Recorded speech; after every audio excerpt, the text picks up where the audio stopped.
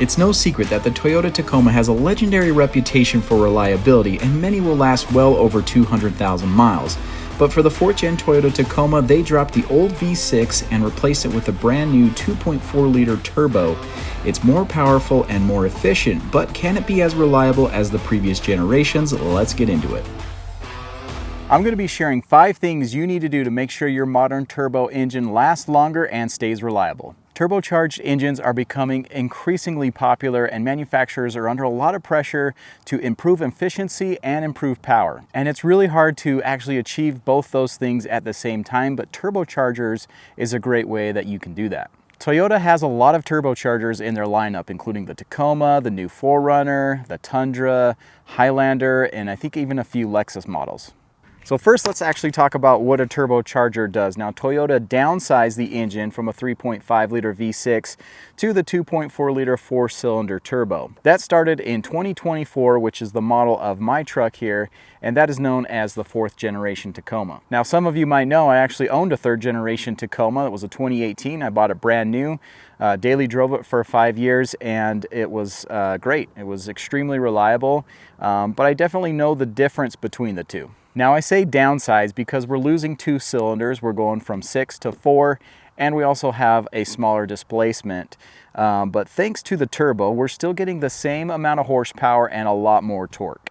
My non-hybrid Tacoma behind me here, before I got the OTT tune, made 278 horsepower and 317 pound-feet of torque. Now, if you go for the hybrid option, that's going to give you 326 horsepower and 465 pound-feet of torque. And guys, that's some serious numbers in a mid-size truck. So going back to the turbo, it works by using the engine's exhaust gas to spin a turbine. This turbine is connected to a compressor, which then sucks in fresh air, compresses it, and sends it through a cooler.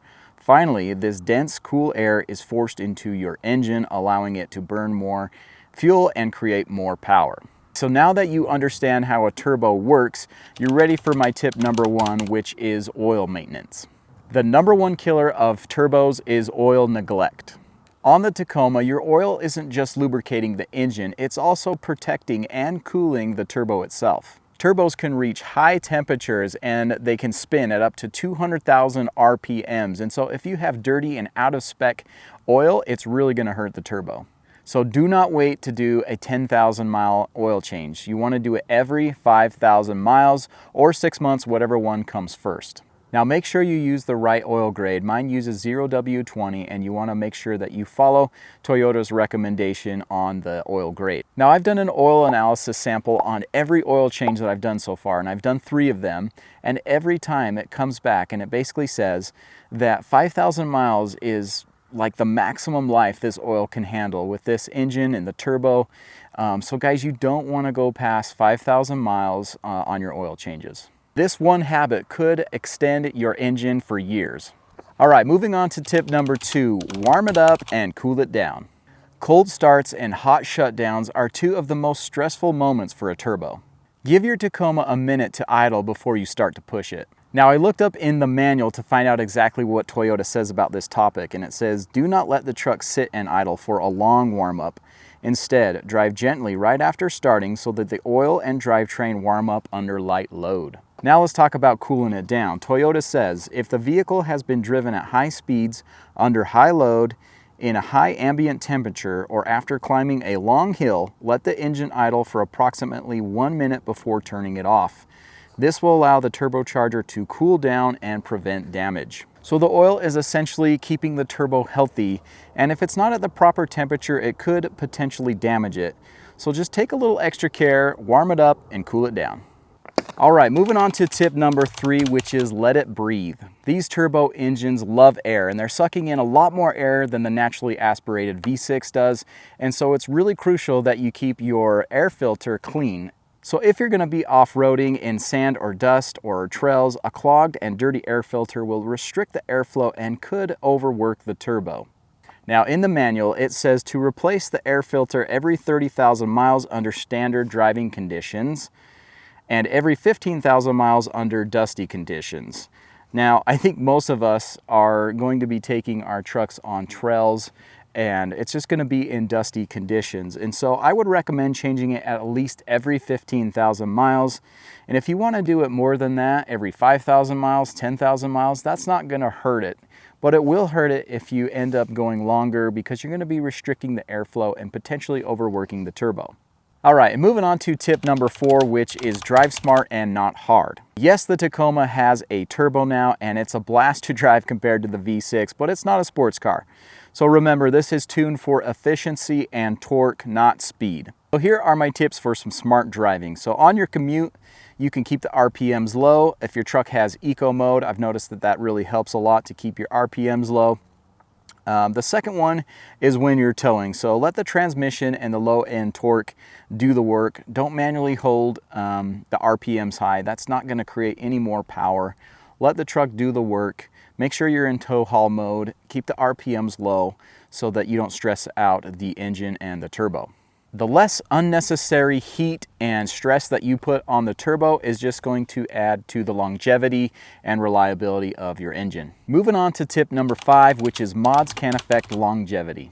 Now, I know I've done quite a few mods to my truck, and obviously you guys like to watch that type of content so that you can customize your rigs as well. And so obviously I enjoy customizing my truck. But there is some level of risk that you take in modifying it, because you're going out of spec of what Toyota had designed the trucks for. So just know that if you're going to modify your truck, that might be sacrificing potentially some reliability and longevity. For example, adding larger tires. This is going to add additional stress to several components. So if your number one goal is reliability and longevity, I would say don't modify your truck at all. For me, I try to still be picky about what mods that I do so that my engine will still last a long time. Now for my bonus tip, which is to use 87 or higher octane fuel. Now Toyota says you must only use unleaded gasoline, select 87 octane rating or higher. Use of unleaded gasoline with an octane rating lower than 87 may result in engine knocking. Persistent knocking can lead to engine damage. I run 91 octane because we've put it on the dyno with OTT, and I've seen some performance gains by using 91, and so that's what I run.